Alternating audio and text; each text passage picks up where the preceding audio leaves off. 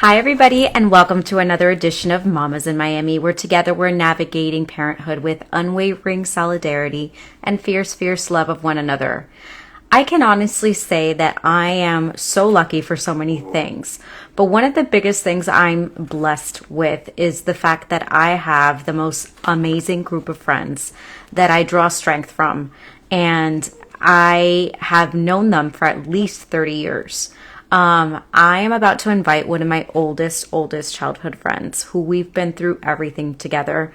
We call each other Cuban cousins because I think after 30 years of friendship, we qualify. I'm really lucky because thanks to her friendship and my friendship, it became a family friendship. So I think in the Christie Dictionary book, if we were to look up family, friends who are family, the Gonzalez family would be the photo to my definition today. They have been with us through thick and thin and all of our ups and downs. And I've witnessed her becoming this incredible mom, which I always knew she'd be. When I started my list of potential people I wanted to show the story with, Monica was at the top of my list. And it makes me laugh to think that Monica, the minute I approached her, she goes, "What could I possibly have to share?" And I looked at her and I thought, "You've got to be kidding me. You are such an amazing mom, and your story, no matter how little you think it is huge. And the way that you have worked your way out of the United States, bringing up a family out of this country, is nothing short of why I love you as a friend. You've done it with such grace and such strength, and I respect you so much for it." She's got three beautiful children, Valentina, Mateo, and Edmundito. And when Edmundito was born, he had some medical issues. And the way that Monica carried through those issues is a testament to her strength today. I'm not going to give more of the story because I want to jump in and invite her in so she could start sharing herself. But right before she does, I also want to wish her mom, my second mom, Marta Gonzalez, a very, very happy birthday today. She's been like a second mom to me, and she's there celebrating with Monica in Ecuador today. So I hope she's listening and enjoying her birthday. Without further ado, I'm going to go ahead and invite Monica now.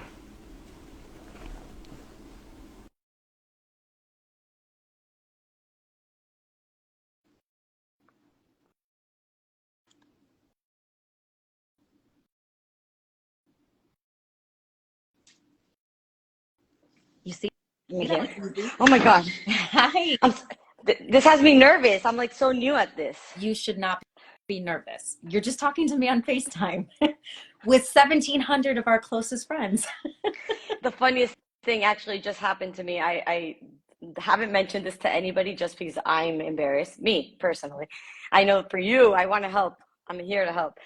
And a friend from Ecuador who plays tennis with me just posted in a tennis chat, "Don't miss Monica on Instagram Live." And I was like, I just called her. I'm like, "Where did you find this? And how did you find it?" She's like, "It came up on my Instagram." She's like, "I'm watching." I'm like, "Oh my God, Good news travels fast, really fast." really fast. Well, I don't know if you got to hear my little intro there. Apart from wishing your mom an amazing happy birthday, I It's so happen to know nice. that if there was a Christie book of dictionary and you would look up family, friends who were family, I think the Gonzalez family would be the picture that I would insert as my definition. Oh, I think I'm going to give a disclaimer before I start all of this. go ahead. I've had a lot going on in my life, and I was really strong for a big part of it. And after that, I had like post traumatic stress, and like I cry about everything. So like I'll cry about like anything. So I'm just giving a disclaimer. Well, listen, I have a box of Kleenex right here because for the last couple IGs, all I do is cry. So I was like, I wasn't a crier, and then I all of a sudden became a crier. you think it's because, we're 40 now and life I mean, experiences? I'm just like not scared to cry anymore, and There you go. I just think it's part of it. Well, there you go.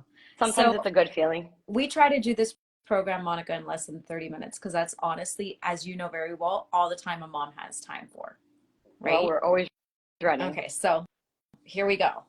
Monica, you fell in love with your high school sweetheart. I witnessed all of it, every single turn. And at what age, I don't remember because I know that you just did your homework and you did yourself a little timeline. At what age did you guys finally get engaged? How long were you guys dating before you married? I mean, Edmundo and I met in high school. We started dating in 2001 and we got married in 2010 civilly that you were at Hmm. here in Ecuador. And 2011, we did our wedding in Miami. So we were literally together for 10 years before getting engaged. And now we've been married for 13 years. And the 10 years of courtship were in Miami. In and out of Miami, we went through Miami High School. We were kids. Like, I never imagined that it would go any farther. It was never in my, I mean, I don't know if you think about those things ever. And then we went to college and we were on and off in college. Edmundo went to New Orleans and I went to American in Washington, D.C. Hmm. And we kind of lived through college life a little bit, not the most traditional college life, but we had like our things and we were on and off and on and off and lived away from each other for a long time and kind of So you were the ultimate Miami girl. I mean, you were born in St. Louis, Missouri, but that's just, I love to say technicality. that. That's a I technicality. like I love to add that into like my story. Every time I meet someone, they're like, "Where are you from?" I'm like, "I'm from Miami, but I was born in St. Louis, Missouri," because I feel like it makes me like a little bit more American. It differentiates you from all the other Monica Gonzalez's in the yellow book, I would say. Exactly, all the other Cuban Monicas in Miami. Okay, so you lived in Miami your whole life. You were born and raised. I mean, we've been in school together since Yeah, day one. So you were born and raised in Miami. Your typical Cuban American immigration story for your family. You come to Miami, you have your two brothers, your mom and your dad, and you, for the most part, because you and I celebrated all the Cuban heritage stuff at school, right? anything you can imagine. Everything under the sun. There was always a little Cuban flag on our parents' cars, right? Yep. So, what attracted you to Edmundo, his Ecuadorian culture? It's very similar to the Cuban culture. I think all Latin cultures kind of have the same feel, if you will, right? So I guess it was just very fluid and natural for you to end up moving to Ecuador and being okay. Like I it's mean, not complete culture shock, I would say, for you. You knew the language. yeah, well, actually, what I've learned through the time that I've been here and through, thank God, the group of friends that I've made, that I have an amazing group, like support group of international friends from all over the place.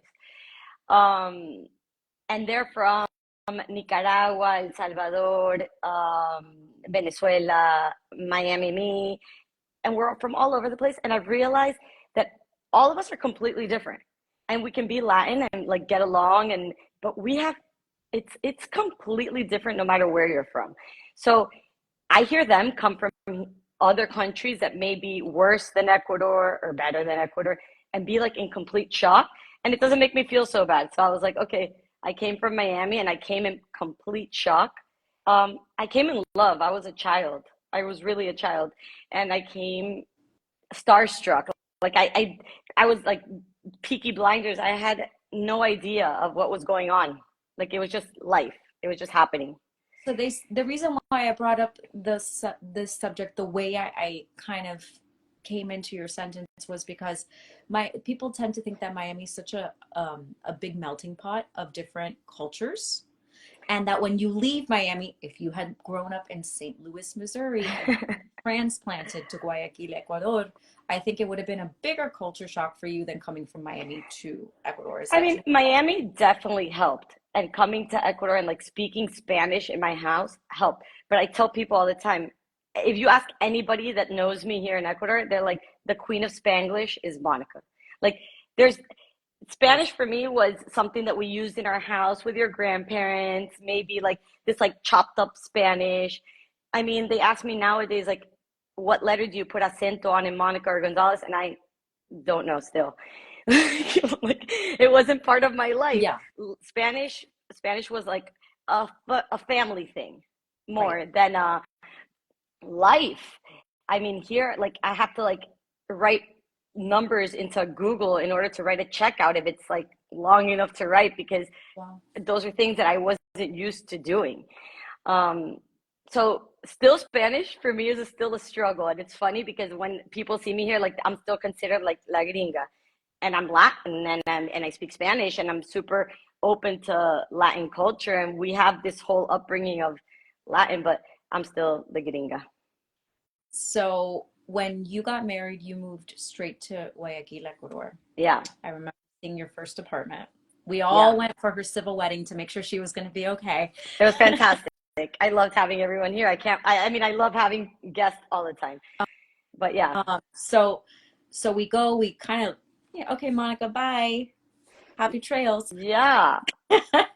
And we drop you off. And I mean, you did a really good job, I think, of assimilating into your I community. mean, the other day I had an event here at my house with a bunch of friends, and I really am. I'm super happy. I'm fulfilled. I have my family. I obviously miss a ton of things, but like you learn, like I've learned to adapt and grow, and I can genuinely tell you that I'm happy being here. And my friends were telling me, they're like, you like, how did you settle? I'm like, honestly, can I tell everybody that I settled recently, like maybe 3 years ago? They're like, what? I'm like, it's not that they didn't settle before. I just never noticed all the uncomfortable that I was feeling until now. I don't know if it's the 40 or the turning 40, or the time that I've been here already, that now I'm like, wow, I was a child. I had no idea what was going on. I was so lost. I was so confused. I didn't feel it. I never felt bad or uncomfortable. I missed much more, and I traveled much more. And Without the obviously, kids. as I started adding kids to my family, it became harder to stay away and harder to go. So it's hard. I mean, it was hard to not be there and hard to not be able to go all the time.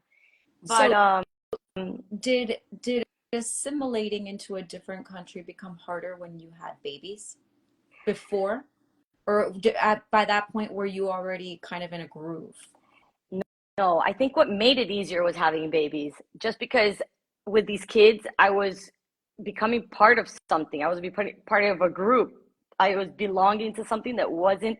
Before I moved here, I belonged to Edmundo's family, but everybody had their own lives already happening and going and running, and like I was like added into this.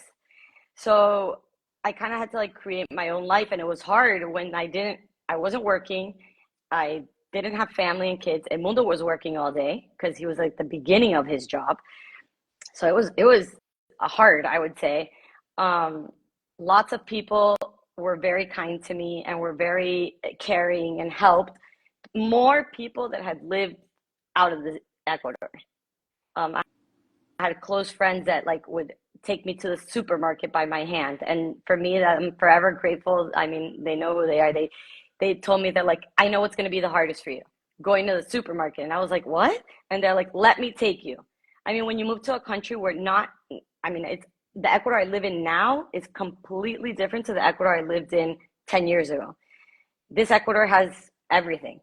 The last Ecuador I had, I mean, well, not the last, but when I first moved here, I mean, I moved to a supermarket that didn't have a single American brand that you would recognize.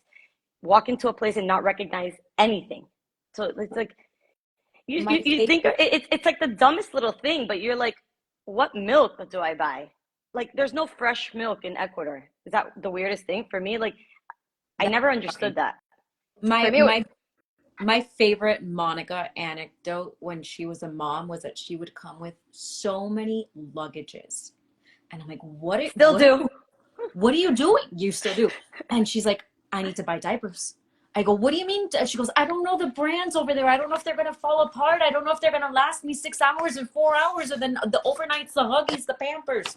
She goes, I need to send two luggages of Pampers and each size, because I don't know when it's going to happen. And I kept thinking, oh my God. And she goes, Christy, that's nothing. I have to boil water to bathe my newborn. And my mind was blown when you told me that you would have to boil water every single time you would bathe The a child. I was, boiling, I think was more for like heating it, because in order for it to be filtered, it had to come from cold water. So it was cold filtered water, and then I had to boil it so it would be hot. Yeah, I mean, And as time passed by, I think I was young when I had my first child, and I was like very worried about like little things. And as you grew older, you start dropping those things, I guess. But the Pampers for sure, formula 100%. How about Ziplocs. baby food? You know, a big Oh, one for me Ziplocs. it was Ziplocs. A huge one for me was like those like food pouches. Now those things exist here, but my kids are all past that. And Ziplocs for me was huge, but now there's Ziplocs. Tide, I would bring Tide Pods. My friends thought I was insane. Um, I would bring like the Downy, like the freshener things that you put in, like things that you would like absolutely take for granted and not even realize that you needed. And I probably didn't need them. I think I created a need for something that I never even would have cared about, but it was something that made me feel closer to home, or like safer, Sure. or I don't know. Sure. I don't think I've ever asked you this personally, but was there ever a time where you had a breaking point that you're like, I need to go home. I just need to be home. I need to be in the US. Yeah. And you would just like overnight a plane ticket and come home. Did that Yeah, ever? I mean, you know what? And Mundo's been an amazing support to me from since forever. And he was like, "You're never." He never wanted me to feel like locked up abroad. So he was like, "You need to leave. You go. Like you figure it out. We'll figure it out." Like, and it was that's what I said. Like it used to be easy. So it was like I would have those times, and I still do. And I'm like, okay, I need to like run. And like I'll make it like an escape, and like I've learned to manage it differently. Before it was almost like I would feel like suffocated, like when I was like not able to go, and I always my first years here, like when I left Miami, I would always know that I had a trip back.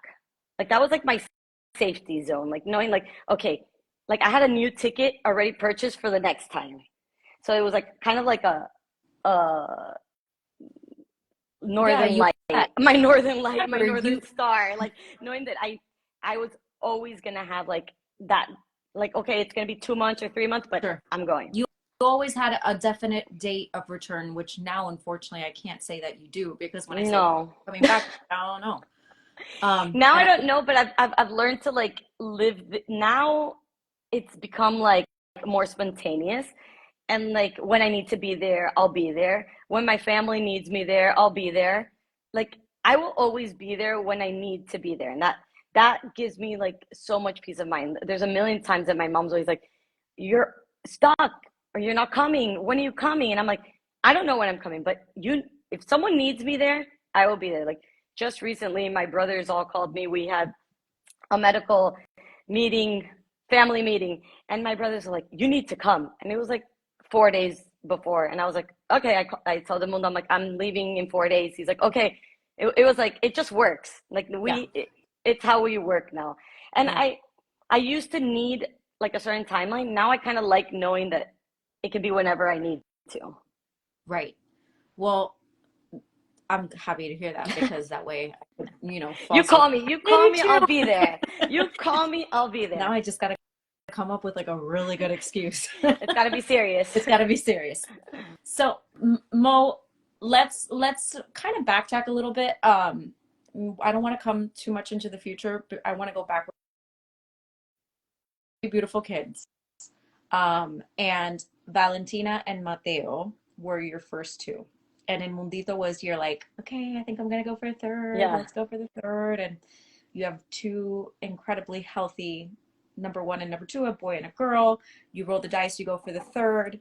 And Mundito's born early, not when he's supposed to, because he came earlier than we all expected. Yeah. And why don't you go ahead and set that up for us? Okay. So, um, for Valentina and Mateo, it was like easy peasy. Like I wanted to get pregnant. It was like literally snap of a fingers, and I was pregnant. I was like, okay, I'm gonna have a baby, and it was like to that day, Yeah. and I could have a baby. When Mundito came around, I guess was a little bit older, and I started getting into these like things. I'm like, oh, I think I'm old. Like I can't get pregnant. Took us like over a year, but I was like not stressed. But towards the end, I was like, okay, something's wrong. Like I get pregnant like immediately. We went to Miami to get checked, and the doctors were like, let's give it like 2 more months, and then we'll see you, because it was just going to be a year that I had been trying. He's like, let's do it a year, and then we'll talk. lo and behold, I got pregnant in those 2 months. Um, Mundito's pregnancy was, there was, we decided from the beginning that we didn't want to know the sex because we had a boy and we had a girl. And here in Ecuador, it becomes like something super like, is it a boy? Is it a girl? Everyone gets like very like anxious because because if you don't have a boy or you don't have a girl, but we had both. So we were like, let's like not know. And everybody's like, how are you going to do that? I'm like, no, we don't want to know. And then Mundo and I were like convinced of it. It had like, um, short into my pregnancy, they like started with like, the doctors here started like with something like there's something wrong. There's something, the measurements aren't measuring up right. And I was like, oh my God. So maybe it was like, I can't remember exactly when all that happened, but like through the sonograms, they were like when they would start like measuring their like the stomach width, which I never knew was something important. So like the diameter of the stomach and the diameter of the head like weren't matching the term that I was supposed to be at. I was having very low amniotic fluid, a bunch of problems. So I decided to go to Miami earlier than normal and got checked there. And when I got there, they diagnosed me with something called interuterine growth restriction. Something actually pretty common. I mean, of my friends, I know a couple that have had it. I had never heard about it, or maybe I wasn't like aware of it because I hadn't lived it.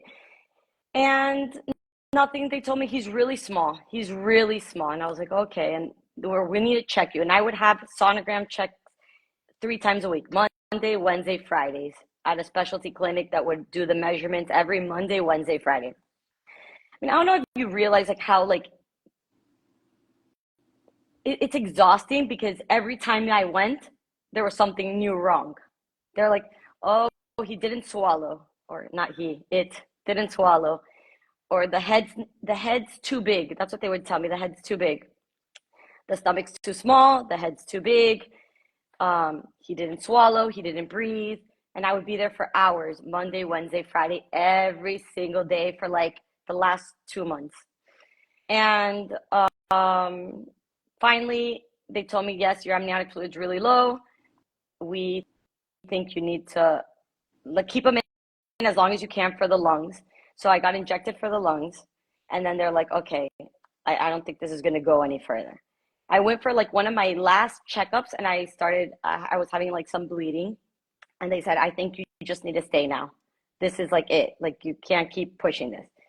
So at this point, I was still blinded by all this. I wasn't like focused on like how bad something could be or not be. I had no idea. Like I was kind of like, I had 2 perfectly normal kids, C-section. I had no idea that like things could go wrong. Right. A couple years before, actually, we had a niece that was born with a complicated genetic disorder. And like all these things started like replaying in my head. And I was like, oh my gosh, things that you never imagined could happen. So we went into the C-section. He was born. They're like, he's a baby boy. Fantastic. He weighs 1.9 kilos. It was under 4 pounds. Smaller than, I think he's the smallest baby from our whole group, right? I think Lauren's, I think, was a little smaller, Izzy, but which also had our interuterine growth restriction. Right. But yes, Mundito was 4 pounds. Like when I tell you 4 pounds, I mean, I know you've had other moms on here that like know what small babies mean, but like you don't imagine what 4 pounds means. It's like the tiniest little thing you can ever imagine. Yeah. He was born. We didn't think anything of it. 4 pounds, perfectly normal, breathing fine. He needs to go to NICU. I was like, okay, you know what? I recovered fantastic. It was like my easiest C-section because I was in a hospital room and I would visit him back and forth. I was like the queen of breastfeeding, tons of milk, would go feed him, ended up being discharged from the hospital while he continued there. And on the day that I come back to had been discharged, and on the day that I come back to get him, that they were going to let him go, they called me, and that's like when I had a breakdown. They called me from the state of Florida to tell me that Mundito had tested positive for a genetic disorder. And I started having these like, I blanked out. When I tell you, when you blank out completely, I was alone, and a nurse meets me at the NICU, and she's like, "Your baby can't leave." And I was like, "What do you mean?" And she's like, "We called from the state of Florida." And I remember these words being retold to me by my sister-in-law when she got this call saying the state of Florida from the heel test. I never even knew the results of those heel tests. Like my kids, the other two, they heel tested them. I never knew what it meant, what got tested, nothing. We had lived a terror story with my niece, who thank God is perfectly fine, but we lived, and I was re-listening to her voice in my head. The state of Florida is calling, your baby can't leave the NICU. He tested positive for a genetic disorder. And I was like, what? What do you mean? We did genetic testing before he was born. Everything was fine. I was clean genetically. My husband, absolutely clean genetically. Nothing, no genetic disorders. My husband had some recessive genes from Lebanon that he had some like, but not, I was like, what do you mean? It was like, you know, when like you hear these like muffled sounds, like I couldn't hear, the person was talking to me. I couldn't hear what she was saying. My mom comes up, and the only thing I could say is, oh my God, El Mundito has the same thing as Violeta. And I started hysterically. I was like shaking. I called my brother-in-law, who was a support in all this because he had lived it. I called my husband. I'm like, El Mundito has what Violeta has. El Mundito. And it was, she has glutaric acidemia, and which is called GA1. And what El Mundito had was called galactosemia. But obviously, in this state of shock of mine, the nurse says he tested positive for galactosemia. For me, it was like glutaric acidemia, galactosemia. I was like, You're like, oh my God. it's in the family. Yeah. I was exactly. like, right. call my dad, call my dad, and I was like, Dad, Mundito tested positive. My dad's like, impossible. My dad's like the calmest person that exists. So chill. Impossible. He told me, impossible. I go, they just told me he has galactosemia. Give me his liver enzyme numbers now. So I go to the nurse. I'm like, I need his liver enzyme numbers. And they tell me, he's like, impossible. It's impossible. I was like, well, this was like chaos, absolute chaos. And the worst part is that in that moment, the hospital didn't even know how to handle it. Like they were completely confused. Nobody knew what to do. The NICU nurses, my brother-in-law showed up with a binder this big because he had studied what his daughter had, showed up with the milk that she had to take because she couldn't take the same milk that anybody else could take, showed up with the medication, showed up with a binder, and he's like, okay, let's get this figured out. Long story short, they changed the Mundito completely off, no food, no diet, onto IV fluids until they could figure out what he had and how to deal with it. They were literally going into like medical books and like flipping through pages. It was something like to figure out what's the protocol. They didn't know. That I remember, like we had gone out to lunch, my mother-in-law, my mom, and El Mundo, and we were coming to pick up the baby. Like it was like, okay, we had lunch, we're gonna pick up the baby. When my mom showed up there, and I was like pale to pass out, she like, what's wrong? I'm like, El Mundito has a genetic disorder. They were like, long story short, because I don't think this is the worst. this we got over. Exactly. This was big. Yeah. This was big. But long story short, he couldn't drink my milk. I had tons of milk, and he couldn't drink my milk.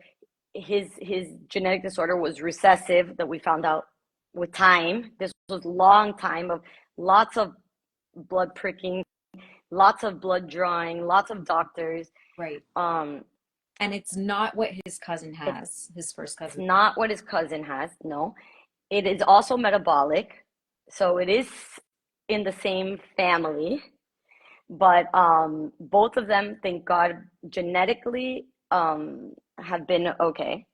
So his restriction was limited to just it was limited to things that he couldn't eat, because we later researched a bunch, and he has a thing called Duarte galactosemia, which is a recessive. And when we researched further into my blood, because this Duarte is something even weirder, it's not like in the normal genetic panel, I also have Duarte. So this is something like much more, it's like going into galactic. So when they do a genetic panel on anybody, they check for like the basics or like the worst. And then there's like all these other like streams of it. So Crazy. That's what happened. So we were stuck in this for a whole month or two. Mundito was in the NICU for like 2 weeks in all this drama. When we left the NICU and we were like happy, the pediatrician in Miami says to me, enjoy your baby, like have fun with him. I'm like, no. I'm like, there's something wrong with his head. She's like, no. I don't remember. She's like, tiene cabeza de mango filipino. Like, enjoy him. Enjoy him. Like, todos somos diferentes. And you know what? I love her to death. And I think that the reason she was doing that was she knew that I was having such a hard time that she's like, I don't think this girl can handle something like right now. I think she was like waiting to like find the right time, because we find out within 3 months that I get back to Ecuador, and my pediatrician here tells me, no, I don't like his head. I don't like his head shape. I don't like what's going on. And I was like, what? But you know when you have that like mother feeling that you're like, something I never liked? You did from day one. Yeah. And you're like, it was wrong always. Like, it was always wrong. I remember you saying to me, you know, don't you think his head looks kind of like a peanut? And I said, a peanut?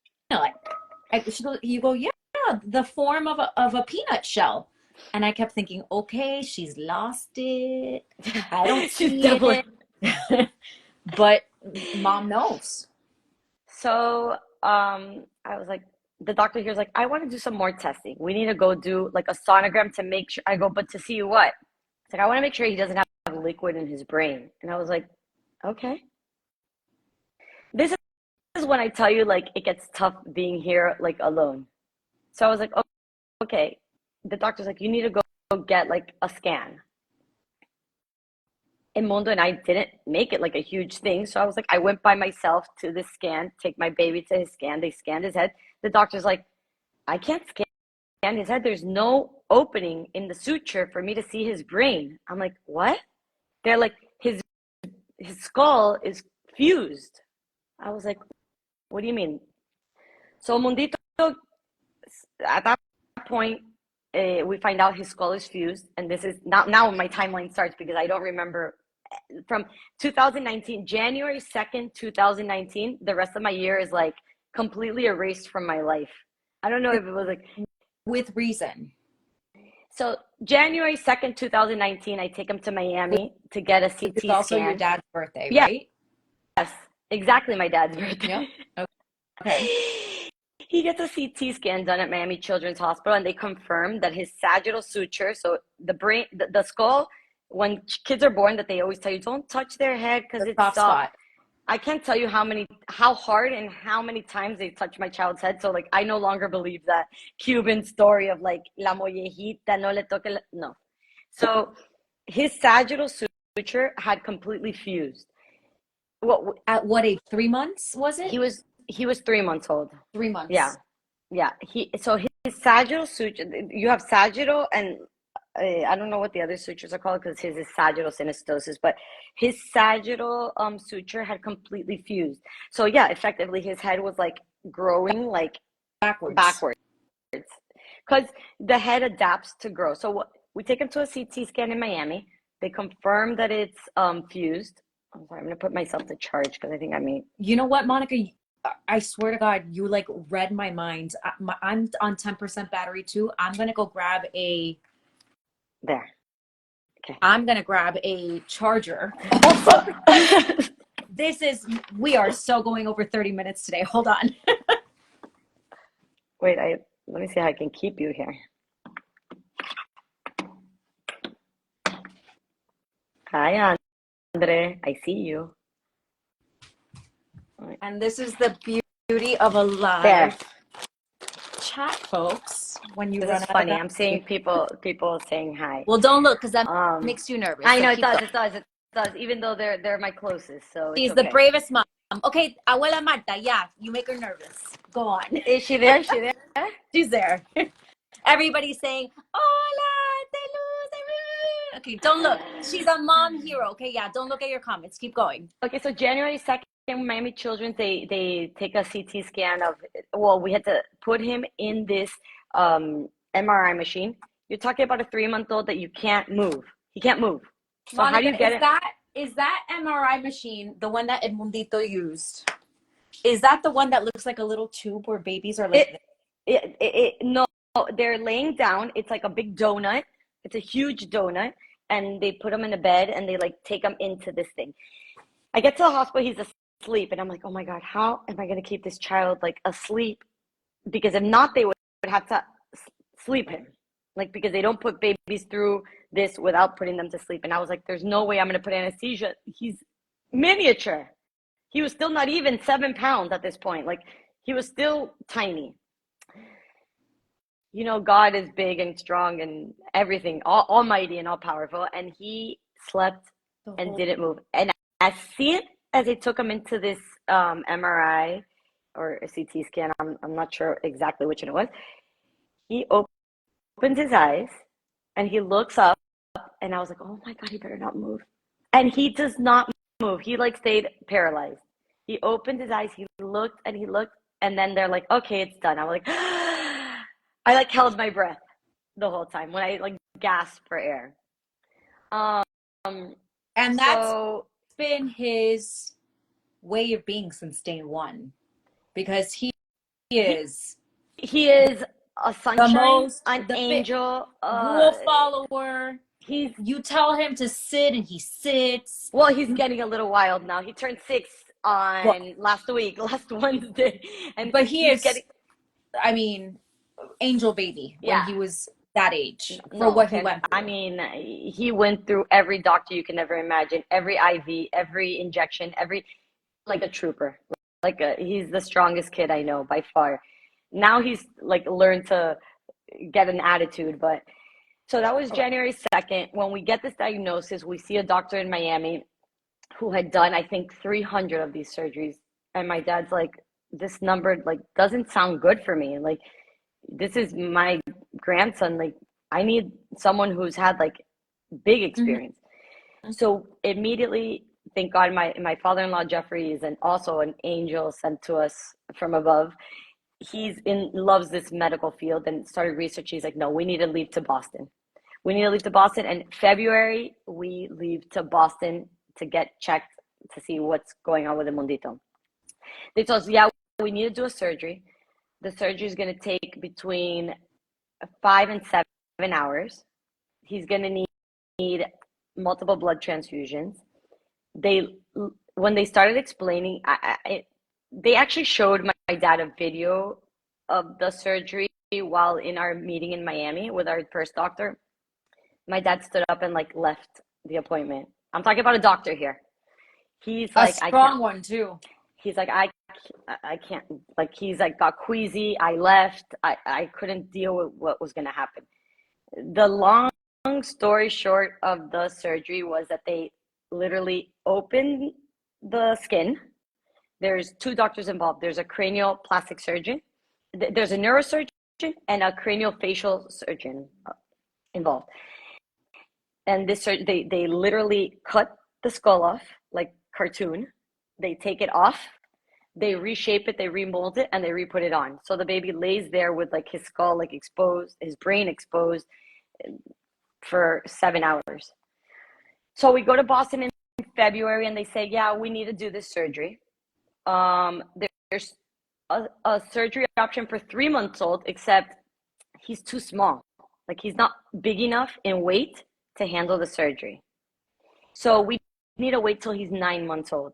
So imagine, from 3 months old to 9 months old, I knew that I had to go to this surgery, and this kid had to gain weight and like fast.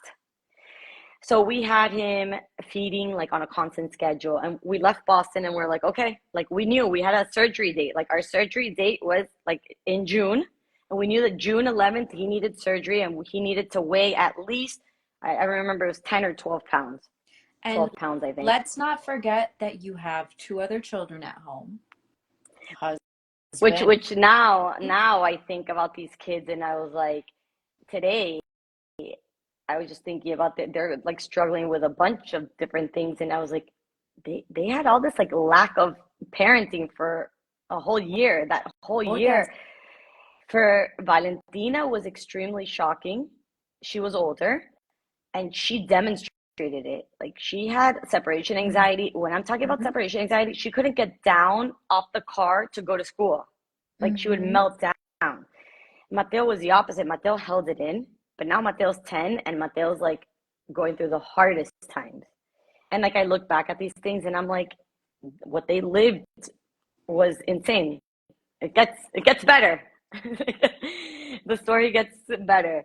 So we come back in February from Boston, and the kids are on vacation. So I always spend my vacation in Miami. And for those of We you go to that don't know, the yeah. school calendar is reversed in Ecuador. So Monica always comes for summer vacation. She's like, "So what are we doing, guys?" And I'm like, "We're at school. We can't do anything." No one's on summer vacation, and I'm like dying to make plans, and it's like no one can. So you're here February. We're here February. We're in summer vacation, and my parents are like, "Oh, you've gone through so much. Let's go to Disney." Disney, the happiest place on earth.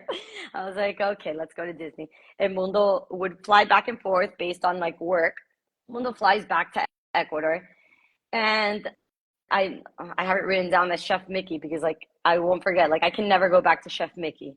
So we're at Chef Mickey on March 31st. I just like need to hear the numbers because it's crazy. March 31st, I'm at Chef Mickey, and then Mundo calls me. He's like, "I need to talk to you." Like literally, imagine yourself sitting at a table with Mickey-shaped pancakes, kids screaming, Mickey, Goofy, Donald, and then Mundo's like, "I need to talk to you. Go somewhere quiet." I'm like, "Okay." So I go and I sit by a chair, like by the bathroom, and like I can see the table. I can see my kids like this is like a movie playing. I see my kids like playing with Mickey and Mickey. And I see my dad looking at me, my mom looking at me, and I'm like, "What happened?" He's like, "I'm coming to Miami tomorrow." I was like, "What do you mean?" He's like, "They found something in me, in my." And what do you mean? They found something. I went to like a sonogram of my testicle, and they found something. I was like this is like first notice, and I'm like, "What do you mean something?" He's like, "Yeah, like a cyst or something." I was like, "A cyst or something, or a cyst or something more?" And he's like, like Emil was like stuttering, like he was like, it's like I don't know, but they told me that it's better if I leave to Miami." I was like, I was like in complete shock, complete shock. I remember sitting there, and I go like a cyst like cancer, and he's like, no, I'm not sure. At that moment, do you think he didn't want to say the word cancer because you were at Disney and he didn't want to scare you, or was he It just didn't come out of his mouth. And I get in the car with my dad, and I see my dad, and I'm like, "You knew?" And he's like, "Yeah." I was like, "You knew?" Like I was I mean, at this point, like this is something now for my life that's like become like the most traumatic thing because if you ever have anything in your life, you need to tell people. Like for me, like I can't believe I did it. My dad knew. He drove to Disney and he knew that there was something going on. And he told And my dad, your mom, I'm sure. of course. So they both knew. And I'm sitting at Disney riding roller coasters while my husband's by himself in Ecuador going through this. They send me and they say to me, my dad says to me something that he always says. He's like, "It's not cancer until it's cancer." And I'm like, this was March 31st. And Mundo arrived, and believe it or not, April 4th, he was in surgery. Okay. April 4th, he was going into surgery. For the record, Marta G29, your mother, just wrote, "I did not." It's debatable. Debatable. We'll leave that one up to. Oh, debatable. But April 4th, he was in surgery. Fast. It was so fast. March 31st, you're in Disney. You're the first. You're in Miami. The fourth, he had already seen a urologist, and he was going straight into surgery the next day. Went into surgery. The biopsy. They ended up removing the testicle because It was bigger than they thought. There was 2 tumors involved, which is something even weirder. One tumor was bad, the other tumor wasn't. April 4th, he was in surgery. April 14th, we were in Houston. Like 10 days later, I was flying to Houston. Imagine my kids at this point. Still were in summer vacation, so they're still like in Miami, but we were completely lost. I had a newborn baby. And Mundo was going through this. Leave the baby, fly to Houston. We get to Houston. It was diagnosed as testicular cancer. It was caught in time, but they said it was aggressive enough because he had 2 tumors that he did need chemotherapy. The good news that they gave us was, you know what? He can do chemotherapy anywhere that you're comfortable. What we recommend for you is to be comfortable, because at this point, the medicine is all the same. You just need to be comfortable. So he starts chemo May 12th, a month later. He does chemo for about a month. He rang the bell I have here on the 28th of May, but he still did a couple more sessions after that. The 28th of May, Emundo rings the bell for cancer. Still has hair at this point. And June 9th, we're flying to Boston for Emundito's surgery. I know. Emundo didn't know if he was going to be able to get on a plane. Like, when masks were never used, our household was using masks. Like, we were all using masks. Emundo was flying in like a weirdo wearing a mask. Loses all his hair between May 28th and June 9th. Loses his hair. And we fly to Boston to Emundito's surgery. And at that point, my mom, who was watching, was not allowed to the surgery. We took my dad, who was the doctor. We had a huge support team, which was family, which was incredible. And I know that my mom's a super strong woman for aftercare. But I knew that during the surgery and all that time for her was going to be the worst. She's like, you don't want me there. I'm like, the real truth is, no, I'd rather you come after and help me when the going gets tough. Yeah. Right. So Emundito had a 7-hour surgery. I remember the worst feeling a mother can ever feel. This is when the tears come, is giving your baby up for a surgery that you don't know how he's going to come out of. I had to do the waterworks. It was a 7-hour surgery that didn't matter what family member was there. I didn't want to see anybody. Like, I sat by myself on a floor because I didn't want to see anybody. I just wanted to be alone. For hours and hours, just waiting. It was the longest 7 hours. I mean, we've all been at each other's waiting rooms when our babies have been born. We've all been at every single moment in our lives. But those were the longest 7 hours I've ever experienced. So the doctors come out one at a time because one finishes his job first. And he's like, sees my husband with a shaved head, takes us into like a private like parent room. And Mundo and I weren't even together even. Like, he was like pacing the halls. I was sitting on the floor, like crunched by like the doors where open the doctor to come out of, just waiting for the doctor to come out. And we had like 10 of Edmundo's family members in the hospital, which was very relieving for times. But like at this moment, I just didn't want to see everybody.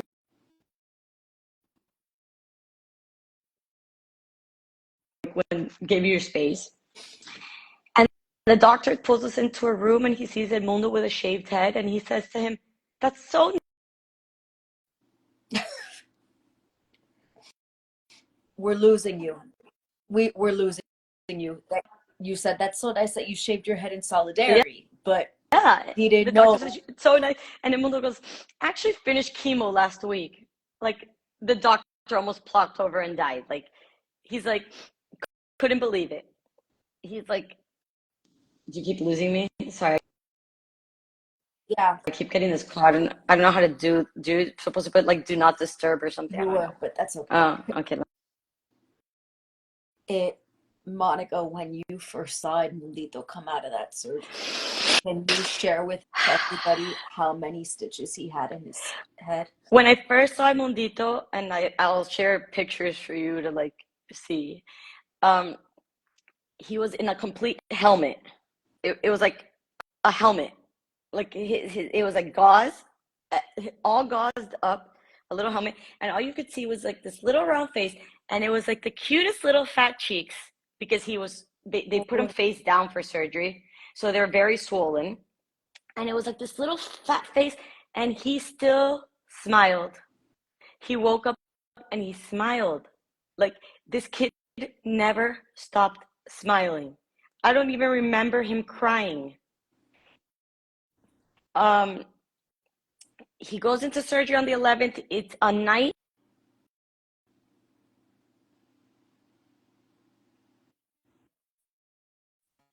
You hear me? Yeah, I can hear you. A night in the NICU, my dad told me, you know what? I'm going to stay. I want to stay. I don't want you to stay.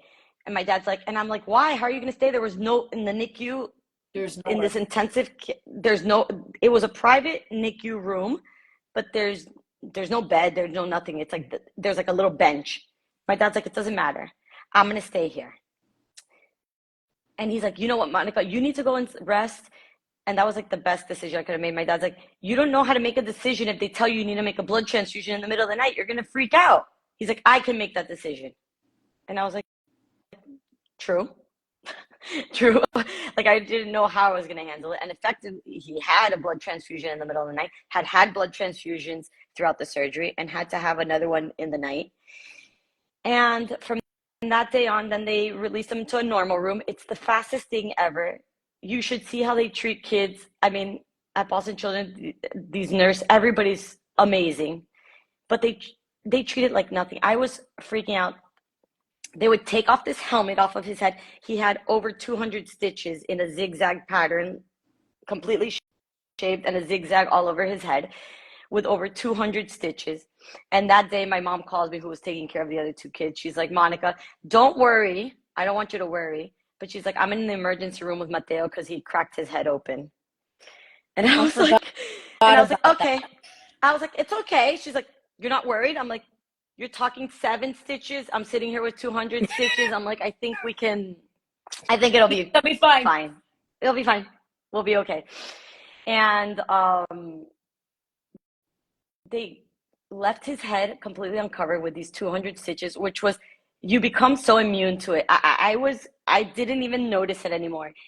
And he had the worst part of it all, had this like drain tube that came out from the back of his neck right here. And it was a tube of blood that hung on this little drain tube. And you would have to like empty it out during the day.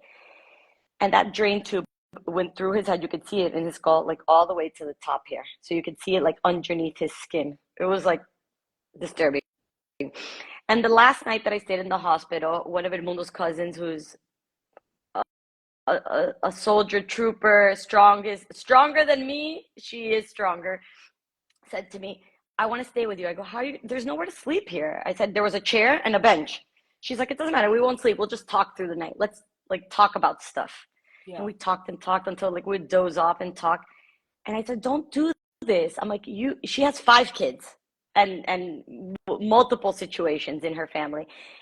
One of her kids is completely disabled. And she's like, no, I'm going to stay with you because you need me here. And I was like, okay. You know what? She's also an angel, and she stayed with me. And 7 a.m. or 6 a.m. the doctors come in. They're like, we're gonna pull out his drain tube now. And I was like, they're like, you just hold him and we'll pull it. And I was like, I like went into shock. And Chava was there with me, and she said to me, you can do this. Like you can do this. And I was like, okay. I held him, and they pulled this thing like out of him. Left this huge hole here. They put a patch on it with like Neosporin, and they're like, okay, you're ready to go home. And I was like, what? I was like, no, please don't send me home. I was like, anything but send me home. I'm like, I'd rather stay here as long as you need me, but I'm not. And the head, and I said, this was like bloody and Frankenstein. Like, yeah. It was like Frankenstein. I go, and how do I wash it? They're like, you just go home and you just wash it. So we continued, and we left the hospital, and believe it or not, we're walking through the streets of they're like, we want you to live a normal life. Just go. You're done. Like, that's it. Like, go, be free. And I was like, huh?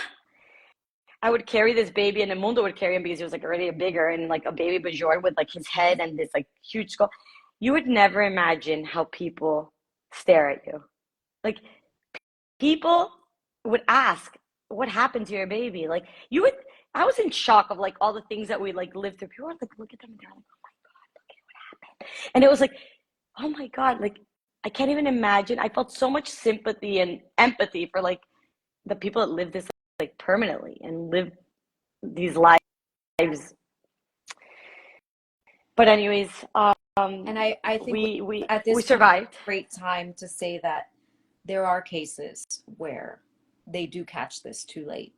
And yes, Mundo was miraculously one of those that we caught it in time, and he's going to live a full, healthy, and happy life. He is a fantastic, smart, sunshine, energetic, steals the show.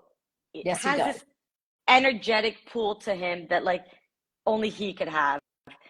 And I'm super grateful. I mean, he has a special light that shines only on him. And he's lucky. He's lucky. We're lucky. We're happy. And his dad today is fantastic and doing fabulous. We're all doing fantastic. And Mundo's been already in remission for a while. No other scares or anything. And it was just, it was a whirlwind, but we survived. You made it. We survived. So now we've been talking, I would say, for a good 55 minutes. When I think back to the day that I called you and I said, hey, I have another crazy idea. I'm going to start a podcast. And I said, and I want you to talk on it. And you said, what could I possibly have to say? No, it's not. I mean, I knew I had stuff to say. I just didn't. I mean, I feel like I see these stories. You have these extraordinary stories on your podcast, and I hear these people, and I'm humbled. And I don't know if I can minimize what I lived through because I completely blocked it out. So I was on like fight or flight. I fought and I fought and I fought until it like ended it. And then it was like, I was like, okay, alt control delete. I was like, never happened. Like, move on. And we moved on. And we all moved on. You went through that entire year with so much strength, Monica. It wasn't my strength. It was definitely like a higher being. It was something stronger that carried me. I think I didn't shed a tear in a year. Like, I mean, Edmundo would wake up. I would take him to chemotherapy. We didn't talk a lot about that, and I'm not going to get into it, but he had chemo every single day, and we would have infusions that were over 12 hours a day, every single day for 3 weeks, and going through it every single day.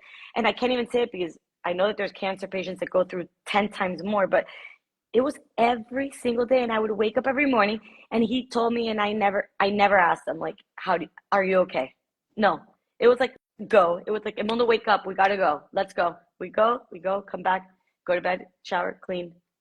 Don't you think it's Godsidence that very early on you had all this milk, but you couldn't give it to your child, and he had to drink something else because 3 months later you were going to be sitting in a hospital for 12 hours a day, not being able to breastfeed your child? I mean, actually, I haven't seen that, but absolutely. I mean, it would have been like terrible for me to like be torn apart, but like I sat through hospital hours on end. Like I lived in hospitals for a year, and you are here to tell the story. Yeah. And happy and healthy and grateful. What to close out today, because your mom is turning 70 and I'm sure you guys are on your way out to celebrate. Had lunch, we're gonna have dinner. What would you tell the Monica of 2018? You know what, Chrissy? I swear I'd look back, and I don't want to sound like cliche. I wouldn't change a thing. It was like, it was what was meant to be at the moment that had to happen. Now I wish the only thing I wish was that I would have maybe helped my other kids at that moment, that they saw their dad without hair, and they saw their dad with cancer, and they saw their baby brother in a NICU through, like, they never met their brother. They met him through a glass. He wasn't even allowed into the NICU. I wish I would have like been smarter and more prepared for them. Like, I feel like maybe they had some like scarring from it. But you know what? We try our best. Is there any support groups or Facebook groups, Instagram groups that you can recommend You know, for children no, experiencing I this? didn't. The craniosynostosis, I had never heard of anybody who had it. And like everything in life, as soon as I was in Boston, you don't know, people started calling me. The day Mundito came out of surgery, my sister-in-law called me. She's like, I know it's a crazy day, but you think you can talk to a friend of mine? I think she's going through the same thing. And believe it or not, absolutely was going through the same thing. Ended up with the same exact doctors and operated a month later. And not only her, four other people that immediately, like, I was like, this is so insane. Like, you come into this world with not even knowing that this exists. And then all of a sudden you have all these kids. And you're going to Like, see that this platform that we have started is exactly for that. well, We I'm are a village of moms, open to help anybody who's ever going through and I it. know It's you would definitely, be. it sounds crazy and the doctors say it to you. It's something so hard in the moment that you do it. But as soon as it, like, you pass through it, it's over. Like, it's done. I mean, is Mundito's head like absolutely the most normal shape? No, no. I still think he's maybe like a little mango Filipino, but his, his brain is functioning, which is the most important thing for all of us. That we were scared that, like in this case, like the problem, the side effects are that they have like brain issues because the skull doesn't let the brain grow. Mhm. And for me, there's nothing else to be asking for. There you go. Well, you guys all heard it here. Like I was saying, we are a village of just moms trying to get through life. It does take a village to raise our kids. You're going to see, Monica, now that people are going to start just coming out of the woodworks. And I'm so grateful that you're going to be there to offer your support and love and knowledge. That's what this is all about. We're The all other thing about paying I could it say forward. is all these moms, being a mom makes you stronger than you can ever imagine. Well, So we're whoever thinks that they can't live through something or you're not going to make it through, it's in you. Just being a mom.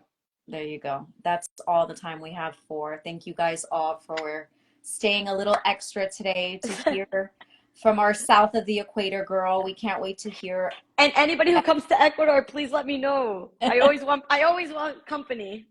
Well, careful what you wish for. I love it. I love it. I love having company. I have a guest room that's always open. Monica will be coming back at some point in time soon because I want her to tell everybody how amazing it is to travel the Galapagos.